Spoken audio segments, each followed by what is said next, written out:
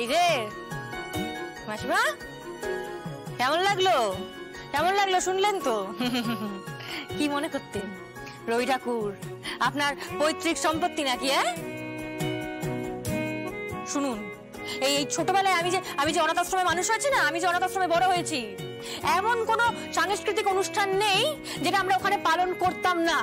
বুঝতে পেরেছেন? ওই 25শে বৈশাখ থেকে শুরু করে 22শে শ্রাবণ, এমন কোন সাংস্কৃতিক অনুষ্ঠান নেই যেটা আমরা পালন করতাম না।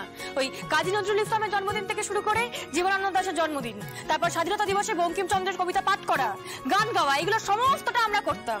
এই যে কাকা, এই কাকা, কেমন লাগলো আমার গানটা শুনে? কি মনে করেন বলুন তো?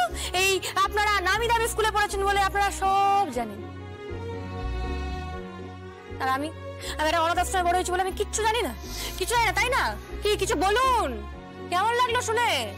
এই যে মাসিমা, এই তো আপনি ওই ভারী ভারী কবিতা তারপর গল্পের কথা বলছিলেন, আমি বলবো আমি কি কি জানি? আমি সমস্ত জানি। হ্যাঁ, আমি সব পড়েছি। আমি রবি ঠাকুরের গোড়া পড়েছি। কি অবাক হচ্ছেন? পড়েছি। আমি রবি ঠাকুরের নৌকাডুবি পড়েছি, আমি সঞ্চয়িতা পড়েছি, আমি গীতবিতান। আপনারা কি ভাবছেন বলুন তো? আমি অশিক্ষিত না, কিন্তু আমি গ্রাজুয়েট। হ্যাঁ, আমি স্নাতক। তখন থেকে এই এদিকে শোনো শোনো, বউয়ের চাকরি আমি করতে পারবো না। শুনতে পাচ্ছেন? বউয়ের চাকরি আমি করতে পারবো না। তুমি বউয়ের চাকরি করবে, তুমি বউয়ের চাকরি করবে, তুমি ইন্টারভিউ দেবে, তুমি এই বাড়িতে ঢোকো, ইন্টারভিউ দাও, ঘর জামাই হবে। মানে কি তুমি ঘর জামাই হবে? ব্যাপারটা শোনো। আমি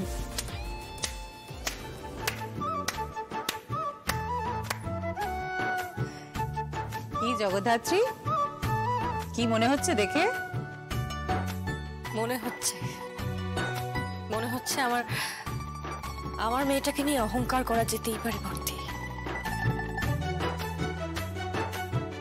আমার কিন্তু পছন্দ হয়েছে এই মেয়েকে।